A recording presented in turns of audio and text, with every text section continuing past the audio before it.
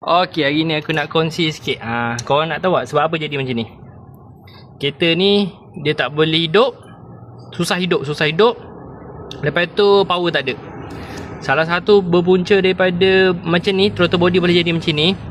Dia leak dekat sini. Leak dekat sini sebab apa leak kat sini? Biasa piston ring tak berapa cantik lah. Dia dah keluar start asap, dia dah keluar minyak.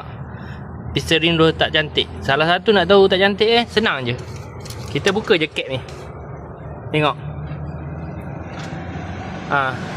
Korang nak cakap apa? Tengok cap tu. Tengok ni. Tengok aku tekan tangan.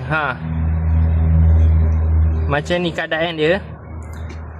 Aku buka dekat sini aku dapat detect. Ini kalau aku buka kat sini ada berminyak macam ni, mesti barang dalam tak apa cantik.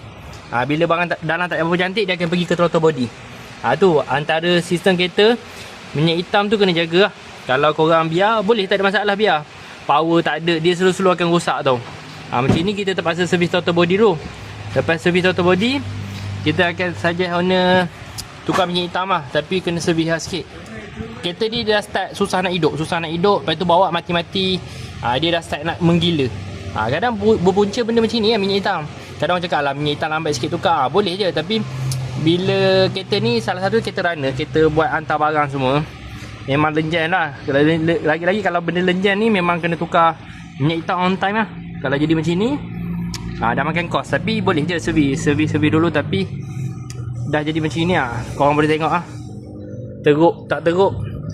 Jadi benda ni dah orang cakap kalau nak sedap terpaksa buka, servis balik semua dah banyak makan kos. Kalau sebelum ni kalau dijaga minyak hitam on time mungkin tak seteruk ni. Sebab kereta yang aku bawa dah 700,000 km pun minyak hitam tak seteruk ni lah. Jadinya tak ada lah orang cakap enjin tu jadi berat kan. Ni salah satu punca minyak hitam. Dapat tu?